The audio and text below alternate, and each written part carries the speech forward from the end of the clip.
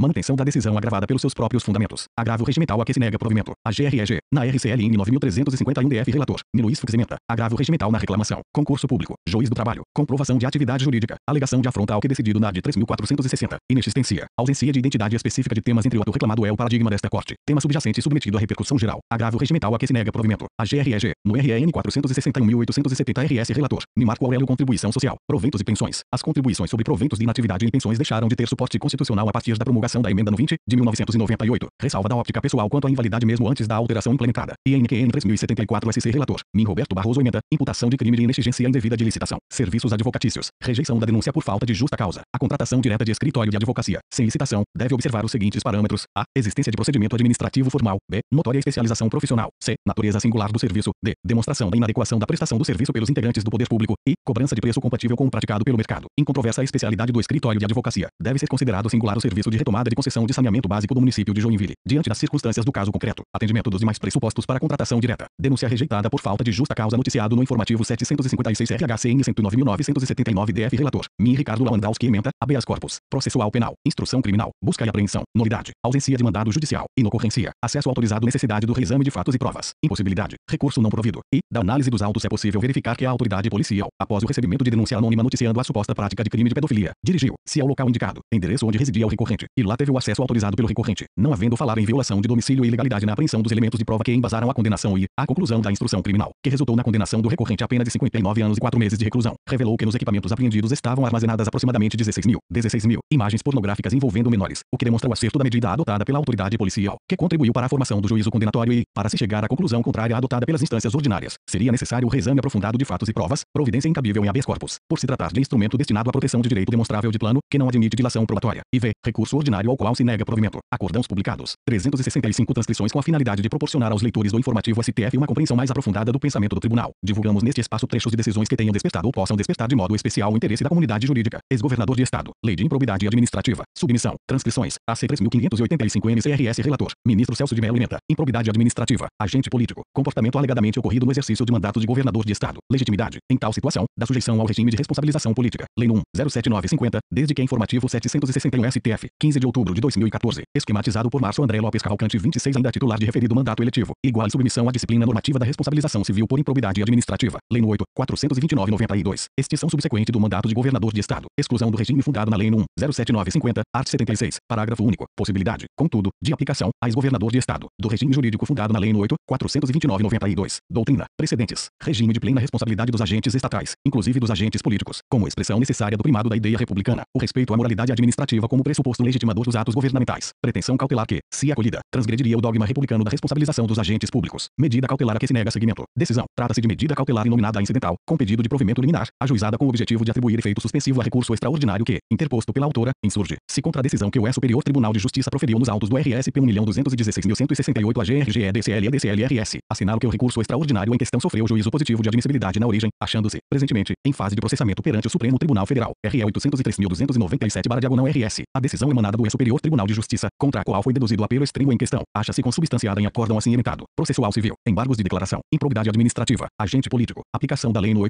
8.429/1992, possibilidade, prequestionamento de dispositivos constitucionais, impossibilidade, inexistência de vícios no julgado 1, na sessão do dia 16 de setembro de 2013, no julgamento do AGRG na RCL 12.514/MT, de relatoria do ministro Ari Parchembler. A Corte Especial firmou orientação no sentido de que o fórum por prerrogativa de função não se estende ao processamento das ações de improbidade administrativa 2. Não há mácula quanto ao retorno da embargante aos autos da ação civil pública que se encontraria em fase instrutória. Isso porque, consequência lógica do acórdão embargando é que a ex-governadora passará a integrar o polo passivo da ação civil pública, sendo-lhe asseguradas todas as garantias constitucionais da ampla defesa e do contraditório 3. A embargante, inconformada, busca com a oposição destes embargos declaratórios, ver reexaminada e decidida a controvérsia de acordo com sua tese. Todavia, não é possível dar efeitos infringentes aos declaratórios sem a demonstração de eventual vício ou teratologia 4. A pretendida análise de violação dos dispositivos constitucionais suscitados não encontra guarida, nem avisa de prequestionamento, por ser matéria reservada ao Supremo Tribunal Federal, nos termos da Constituição Federal. Embargos de declaração rejeitados, grifeados, a autora, em síntese, para justificar a pretensão cautelar deduzida na presente sede processual. O que se segue? A decisão recorrida via apelo extremo, que entendeu aplicável a então governadora a Lei nº 8.429/92, contraria a jurisprudência do Supremo Tribunal Federal, em especial o entendimento exarado nas reclamações no 2138/DF 2186/DF, indubitável. Portanto, o fumus boni lulis, em que pese entendimento doutrinário até diverso sobre o tema, porque efetivamente ousamos pensar que a Lei Federal no 8.429/92 não deveria ser absorvida pela Lei dos Crimes de Responsabilidade. Lei Federal no 079.950, 7. O momento requer observância das normas constitucionais em vigor, notadamente nos moldes em que formatadas pelo Egrégio STF, arts. 37.4, 102, e c. da CRFB, consoante o precedente da reclamação no 2138/DF. Nesse passo, recorde-se que a doutrina é uma fonte crítica secundária, cabendo aos operadores jurídicos obedecer comandos emanados do Egrégio STF, Tribunal Supremo de nosso país em matéria constitucional. No caso, portanto, é dever de coerência propugnar pelo respeito à ordem jurídica vigente, sobretudo aos arts. 37 CC, 105, e a da Carta Magna até mesmo, porque para além de discussões doutrinárias o que está em jogo é, efetivamente, a isonomia no tratamento de todos os governadores do Brasil na aplicação do regime constitucional dos crimes de responsabilidade à luz da jurisprudência do Supremo Tribunal Federal vigente sobre a matéria. Grifei. Sendo esse o contexto, passo ao exame da presente demanda cautelar. Como se sabe, a concessão de medida cautelar pelo Supremo Tribunal Federal, quando requerida na perspectiva de recurso extraordinário interposto pela parte interessada, quer se busque a outorga de efeito suspensivo ao apelo extremo, quer se pretenda a sustação da eficácia do acórdão impugnado, supõe, para legitimar-se, a conjugação necessária dos seguintes requisitos: a. Que tenha sido instaurada a jurisdição cautelar do Supremo Tribunal Federal, existência de juízo positivo de admissibilidade do recurso extraordinário, consubstanciado em decisão proferida pelo presidente do tribunal de origem ou resultante do provimento do recurso de agravo. B. Que o recurso extraordinário interposto possua viabilidade processual, caracterizada, dentre outras, pelas notas da tempestividade, do questionamento explícito da matéria constitucional e da ocorrência de ofensa direta e imediata ao texto da Constituição. C. Que a postulação de direito material deduzida pela parte recorrente tenha plausibilidade jurídica. E D. Que se demonstre, objetivamente, a ocorrência de situação configuradora do periculum in mora, RTJ 174, 437, 438, réu, min Celso de Mello, RTJ 191, 123, 124, réu, min Celso de Mello. VG. Assentadas tais premissas, cabe verificar, agora, se revela cabível, ou não, o acolhimento da pretensão cautelar deduzida pela autora. A autora sustenta que agentes políticos, como os chefes do Poder Executivo Estadual, não se sujeitam à disciplina de responsabilização de que trata a Lei Federal no 8.429, 1992, eis que submetidos ao regime constitucional dos crimes de responsabilidade. Grifei. Mostra-se importante assinalar, considerada a estrita delimitação que esta Suprema Corte estabeleceu no julgamento da RCL 2138/DF, em decisão que, inteiramente desprovida de efeito vinculante, restringiu o debate do tema, limitando, unicamente, aos ministros de Estado, que a pretendida inaplicabilidade da Lei no 8.429/92 aos agentes políticos locais, como os governadores, fez, tal como ora sustentado, conduziria, se admitida fosse, a completa frustração do dogma republicano segundo o qual todos os agentes públicos são essencialmente responsáveis, a contable, pelos comportamentos que adotem na prática do respectivo ofício governamental. O que me parece irrecusável, no exame da controvérsia em análise, é que o acolhimento da pretensão cautelar deduzida pela autora, especificamente considerado o contexto em causa, tornaria a demandante imune a qualquer responsabilização, pois, já não mais titularizando o mandato de governador de Estado, não seria possível instaurar-se, contra ela, o concernente processo de impeachment, Lei nº 07950, art. 76, parágrafo único. De outro lado, e se admitida a tese ora sustentada nesta sede processual, também não incidiria, na espécie, a Lei no 8.429/92, eis que a autora, ex-governadora de Estado, é categórica ao pretender a sua não sujeição à disciplina estabelecida no diploma legislativo que dispõe sobre improbidade administrativa e estabelece o procedimento ritual concernente à respectiva ação civil. É por tal motivo que se impõe reconhecer, em situações como a destes autos, em que já cessou a investidura no mandato de governador de Estado, a plena e integral aplicabilidade da Lei no 8.429/92, ainda mais se tiver presente que o Supremo Tribunal Federal, ao julgar a AD 2797/DF e a AD 2806/DF, das quais foi relator o eminente ministro Sepúlveda pertence, declarou a inconstitucionalidade dos 1 e 2 do artigo 84 do Código de Processo Penal, introduzidos pela Lei no 10.628/2002, a significar, portanto, que, mesmo que se pudesse reconhecer a competência originária do Supremo Tribunal Federal, de tribunais superiores ou de tribunais de segundo grau, o que se alega por mera concessão, informativo 761 STF, 15 de outubro de 2014, esquematizado por Márcio André Lopes Cavalcante 27 dialética, ainda assim não se revelaria invocável qualquer prerrogativa de foro, perante tais órgãos judiciários, em se tratando de ex-titulares de determinados mandatos, cargos ou funções. Cabe destacar, no ponto, que esta Suprema Corte tem reiteradamente enfatizado ser aplicável a quem já exerceu determinadas titularidades políticas ou funcionais, o regime jurídico fundado na Lei no 8.429/92, reconhecida, em tais hipóteses, a competência do magistrado de primeiro grau, PT 3030 QRO, réu, min Marco Aurélio, PT 4070 AGRDF, réu, min Celso de Mello, PT 4089 AGRDF, réu, min Celso de Mello, PT 4314 AGRDF, réu, min Rosa Weber, RCL 3405 AGRSP, réu, min Sepúlveda pertence, RCL 3499 AGRSP, réu, min Sepúlveda pertence, RE 444.042 AGRSP, réu, min Carmen Lúcia, VG, reclamação, ação civil por improbidade administrativa, competência de magistrado de primeiro grau, quer se cuide de ocupante de cargo público, quer se trate, como na espécie, de titular de mandato eletivo, prefeito municipal, ainda no exercício das respectivas funções, recurso de agravo improvido, o Supremo Tribunal Federal tem advertido que, tratando-se de ação civil por improbidade administrativa, Lei no 8.429/92, mostra-se irrelevante, para efeito de definição da competência originária dos tribunais, que se cuide de ocupante de cargo público ou de titular de mandato eletivo ainda no exercício das respectivas funções, pois a ação civil em questão deverá ser ajuizada perante magistrado de primeiro grau. Precedentes, RCL 2766 AGRRN, réu, min Celso de Mello, ação civil de improbidade, ex-deputado federal, não incumbe ao Supremo o julgamento de ação civil de improbidade envolvendo ex-deputado federal. Considerações sobre a matéria constantes do voto do relator e dos prolatados pelos demais integrantes do tribunal. Princípio da economia processual, o máximo de eficácia da lei com o mínimo de atuação judicante, ficando o tema referente à competência quanto à citada ação em tese para deslinde em caso que eu reclame, PT 3030 QRO, réu, min Marco Aurélio, grifei, competência, ação civil pública por improbidade administrativa, ação cautelar preparatória, propositura contra ex-deputado federal, foro especial, prerrogativa de função, inaplicabilidade a ex-titulares de mandatos eletivos, jurisprudência assentada, ausência de razões novas, decisão mantida, agravo regimental improvido, ex-deputado não tem direito a foro especial por prerrogativa de função, em ação civil pública por improbidade administrativa, PT 3421 AGR, réu, min Cesar Peluso, vale referir, no ponto, recente decisão que a eminente ministra Carmen Lúcia proferiu como relatora da ACO 2356/PD na qual, ao negar prerrogativa de foro perante o Superior Tribunal de Justiça a governador de Estado em pleno exercício de seu mandato eletivo, reconheceu submeter-se, o chefe do Poder Executivo Estadual, ao regime jurídico da Lei no 8.429/92, definindo, para esse efeito, a competência do Poder Judiciário local. 8. A circunstância de um investigado ocupar, atualmente, o cargo de governador daquele Estado não determina automaticamente a competência do Superior Tribunal de Justiça para julgamento de ação de improbidade. A competência instituída na linha A do inciso e do art. 105 da Constituição da República para processar e julgar originariamente os governadores respeita aos crimes comuns e aos de responsabilidade. Tanto significa que a atribuição para a apuração e investigação dos fatos relacionados à suposta prática de atos de improbidade pelo ex-prefeito do município de João Pessoa, atual governador do Estado da Paraíba, na condução do processo licitatório realizado pela Secretaria de Infraestrutura de João Pessoa, em 2005, cujo objeto era a execução de serviços de reforma e adaptação de terminal rodoviário urbano, FLS 2A3, é do Ministério Público Estadual. A ação de improbidade é de natureza civil, como assentado por este Supremo Tribunal e, ainda que ao final das investigações possam ser encontradas provas de eventual ilícito, nesse momento processual não há dados suficientes a conduzirem à conclusão que supere a atribuição proposta, que é voltada a atos indiciariamente tidos como de improbidade administrativa. 9. Pelo exposto, conheço da presente ação civil originária e declaro a atribuição do Ministério Público Estadual para investigar os fatos narrados nos autos e propor eventuais medidas contra os gestores públicos responsáveis. Se for o caso, remetam-se os autos à Procuradoria-Geral da Justiça. Justiça do Estado da Paraíba. Grifei. Cumpre ter presente, por necessário, que o Supremo Tribunal Federal, em julgamento plenário ocorrido após o exame da RCL 2138/DF, que a autora invocou como fundamento de sua pretensão jurídica, ao se defrontar, uma vez mais, com idêntica controvérsia, placitou, em unânime votação, o entendimento de que agentes políticos estão sujeitos a uma dupla normatividade em matéria de improbidade, com objetivos distintos, tanto aquela fundada na Lei nº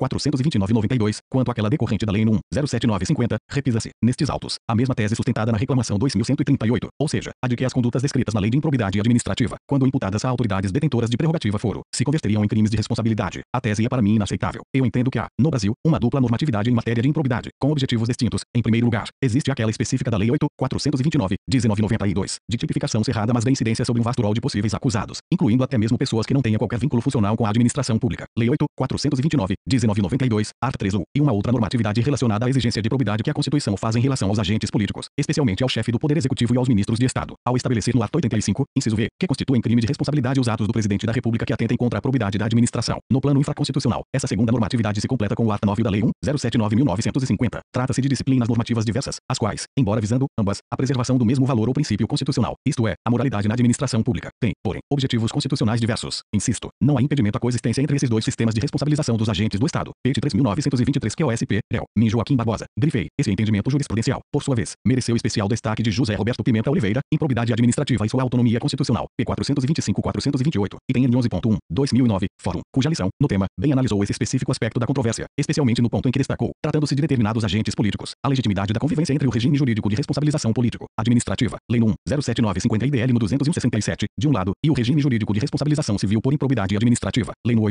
8.926/92, de outro, informativo 761 STF, 15 de outubro de 2014, esquematizado por Márcio André Lopes Cavalcante 28. A similaridade do conteúdo político das sanções por improbidade e por crime de responsabilidade não autoriza a ilação no sentido de que os agentes políticos estão salvaguardados da primeira, porque sujeitos ao processo e julgamento das infrações político-constitucionais. Inexiste no sistema republicano adotado pela Constituição Federal restrição à categoria de agente público que possa ser retirado do campo de incidência do regime sancionatório civil. A regra do artigo 37.4 não contém nenhum elemento autorizatório de qualquer redução do seu raio de alcance subjetivo. A República não admite diferenciação de responsabilidade de agentes públicos, senão as estritamente catalogadas na própria ordem jurídica que a instaura. Sobretudo temática afeta ao controle da atuação funcional. Estruturado um sistema vocacionado à tutela direta da probidade no seio da coisa pública. Não há como isentar determinados agentes com fulcro na aventada complexidade da situação funcional ou das atribuições de certo agente público republicano. Vírgula. Não impressiona que o agente público submetido à jurisdição política esteja sujeito à dupla normatividade em matéria de improbidade, já que cumprem objetivos constitucionais diversos, para utilizar a expressão do Min Joaquim Barbosa, com possibilidade de sofrer punições estatais com conteúdo político assemelhado. É que as sanções constitucionais por crime de responsabilidade não esgotou a utilização das referidas consequências desfavoráveis aplicáveis ao agente público em razão de ilícito. Primeiro, basta referenciar a responsabilidade penal comum a ensejar semelhantes punições. Segundo, a justificativa das penalidades na reação ao crime de responsabilidade está umbilicalmente atrelada no desiderato da Constituição em afastar da vida política quem não logrou observar as condições de legitimidade necessárias para exercer uma relevante missão na sociedade política organizada. Terceiro, a improbidade também é causa legítima de perda da função pública e suspensão de direitos políticos de agentes submetidos à reprimenda político-constitucional, por determinação expressa de juízo de valor constitucional autônomo. Grifei. Não é por outro motivo que autores eminentes, como Fernando Capês, Limites Constitucionais à Lei de Improbidade, P. 295, item N 4,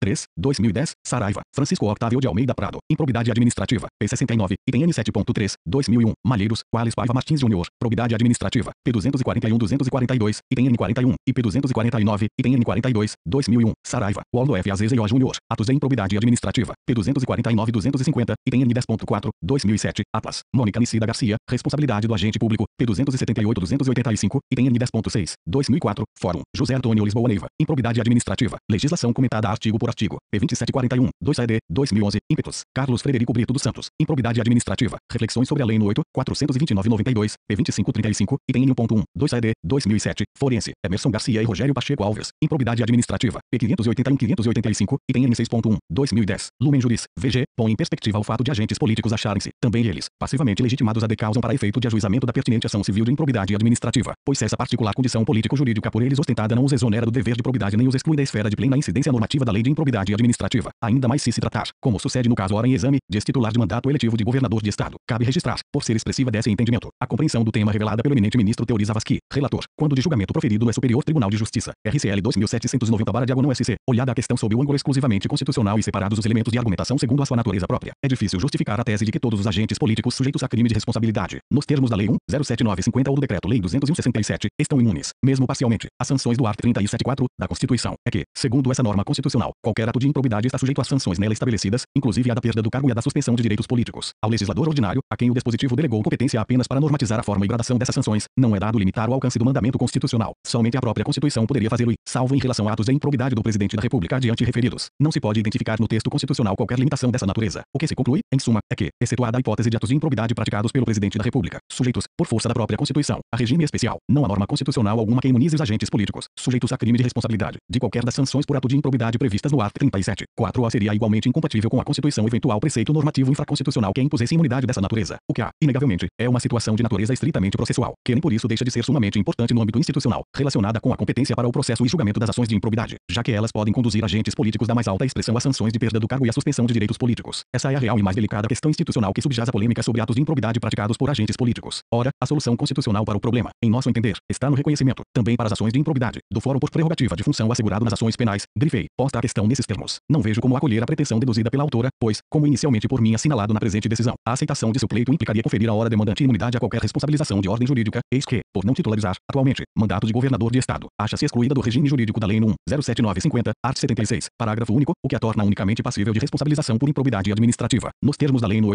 8.429/92. O entendimento que venho de expor mostra-se reverente a um dos grandes princípios consagrados pela ordem republicana e que consiste na plena responsabilização de todos aqueles investidos no exercício de funções governamentais. Como sabemos, a responsabilidade dos agentes estatais, num sistema constitucional de poderes limitados, tipifica-se como uma das cláusulas essenciais à configuração mesma do primado da ideia republicana, que se opõe, em função de seu próprio conteúdo às formulações teóricas ou jurídico-positivas que proclamam, nos regimes monárquicos, a absoluta irresponsabilidade pessoal do rei ou do imperador, tal como ressaltado por José Antônio Pimenta Bueno, Direito Público Brasileiro e Análise da Constituição do Império, p. 203, item N. 267, 1958, Ministério da Justiça, DIN, mesmo naqueles países, cujo ordenamento político revela uma primazia do poder executivo, derivada do crescimento das atividades do Estado. Ainda assim, e tal como salienta Josafat Marinho, RDA 156/11, essa posição hegemônica, no plano jurídico, institucional, não equivale a domínio ilimitado e absorvente, basicamente porque a expansão do arbítrio, dos excessos e dos abusos deve ser contida por um sistema que permita a aferição do grau de responsabilidade daqueles que exercem o poder. A consagração do princípio da responsabilidade dos agentes estatais configura uma conquista fundamental da democracia e, como tal, é elemento essencial da forma republicana democrática que a Constituição brasileira adotou. Paulo de Lacerda, Princípios de Direito Constitucional Brasileiro, vol. /diagonal 459, item N. 621, a sujeição dos agentes públicos às consequências jurídicas de seu próprio comportamento é inerente e consubstancial, desse modo, ao regime republicano, que constitui, no plano de nosso ordenamento positivo, uma das mais relevantes decisões políticas fundamentais adotadas pelo legislador constituinte brasileiro. Informativo 761 STF, 15 de outubro de 2014, esquematizado por Márcio André Lopes Cavalcante. 29. A forma republicana de governo, analisada em seus aspectos conceituais, faz instaurar, portanto, o regime de responsabilidade a que se devem submeter, de modo pleno, todos os agentes públicos, inclusive aqueles que se qualificam como agentes políticos. O princípio republicano, que outrora constituiu um dos núcleos imutáveis das cartas políticas promulgadas a partir de 1891, não obstante sua plurissignificação conceitual, consagra, a partir da ideia central que lhe é subjacente, o dogma de que todos os agentes públicos, os agentes políticos, em particular, são responsáveis perante a lei. Wilson Axel, Instituições de Direito Constitucional, p. 408-428, itens NS 166 e 170, 2 AD, 1981, Forense, José Afonso da Silva, Curso de Direito Constitucional Positivo, p. 518-519, 10 AD, 1995, Malheiros, Marcelo Caetano, Direito Constitucional, vol. /diagonal 239, item N. 90, 1978, Forense, VG, cumpre destacar, no ponto, o magistério irrepreensível do saudoso Geraldo Ataliba, República e Constituição, p. 38, item N. 9, 1985, RT, para quem a noção de responsabilidade traduz um consectário natural do dogma republicano. A simples menção ao termo república já evoca um universo de conceitos, intimamente relacionados entre si, sugerindo a noção do princípio jurídico que a expressão quer designar. Dentre tais conceitos, o de responsabilidade é essencial. Grifei. Nesse contexto, vale referir que o princípio da moralidade administrativa, que tem, na Lei nº 8.429/92, poderosíssimo instrumento de sua concretização, na medida em que legitima a punição do improbus administrador, qualifica-se como valor constitucional impregnado de substrato ético, erigido à condição de vetor fundamental que rege as atividades do poder público, como resulta da proclamação inscrita no art. 37, caput, da Constituição da República. É preciso ressaltar, neste ponto, que a atividade estatal, qualquer que seja o domínio institucional de sua incidência, está necessariamente subordinada à observância de parâmetros ético-jurídicos que se refletem na consagração constitucional do princípio da probidade administrativa. Esse postulado fundamental, que rege a atuação do poder público, confere substância e dá expressão a uma pauta de valores éticos em que se funda a ordem positiva do Estado. É por essa razão que o princípio constitucional da probidade administrativa, ao impor limitações ao exercício do poder estatal, legitima o controle jurisdicional de todos os atos do poder público que transgridam os valores éticos que devem pautar o comportamento dos órgãos e agentes governamentais. Na realidade, e especialmente a partir da Constituição promulgada em 1988, a estrita observância do postulado da moralidade administrativa passou a qualificar-se como pressuposto de validade dos atos que, fundados ou não, em competência discricionária, tenham emanado de autoridades ou órgãos do poder público, consoante proclama autorizado magistério doutrinário, valendo referir, no ponto, a valiosa lição expendida pela ilustre professora e eminente juíza desta Suprema Corte, ministra Carmen Lúcia Antunes Rocha, Princípios Constitucionais da Administração Pública, p. 191, item N. 3.3, 1994, deu-lhe o fortalecimento da moralidade administrativa como princípio jurídico deu-se, pois, com a aceitação da ideia de que o serviço público tem que atender ao que é justo e honesto para a sociedade a que se destina, a administração pública tem, pois, que tomara-se a responsabilidade de realizar os fins da sociedade segundo padrões normativos de justiça e de justeza, esta configurada pelo conjunto de valores éticos que revelam a moralidade. A moralidade administrativa é, pois, princípio jurídico que se espraia num conjunto de normas definidoras dos comportamentos éticos do agente público, cuja atuação se volta a um fim legalmente delimitado, em conformidade com a razão de direito exposta no sistema normativo. Note-se que a razão ética que fundamenta o sistema jurídico não é uma razão de Estado. Na perspectiva democrática, o direito de que se cuida é um direito legitimamente elaborado pelo próprio povo, diretamente ou por meio de seus representantes. A ética da qual se extraem os valores a serem absorvidos pelo sistema jurídico na elaboração do princípio da moralidade administrativa administrativa é aquela afirmada pela própria sociedade segundo as suas razões de crença e confiança em determinado ideal de justiça, que ela busca realizar por meio do Estado. A moralidade administrativa legitima o comportamento da administração pública, elaborada como ela é por um direito nascido do próprio povo. Por isso, é o acatamento da moralidade administrativa, como princípio de direito que dota o sistema de legitimidade, o que se estende à qualificação legítima do poder do Estado. O que se põe em foco, quando se cuida de moralidade administrativa, é a confiança do povo no poder institucionalizado e a legitimidade de seu desempenho quanto à gestão da coisa pública. O maior interessado na moralidade administrativa é, permanentemente, o povo de um Estado. Poucos princípios jurídicos dependem mais e tão diretamente da participação e da afirmação popular permanente, em sua elaboração, em sua formalização justa, em sua aplicação e em sua garantia, do que o da moralidade administrativa. Grifei, daí a procedente, observação feita pelo eminente ministro Carlos Veloso, em voto proferido no julgamento da reclamação 2138/DF, o princípio da moralidade administrativa e a probidade administrativa se relacionam.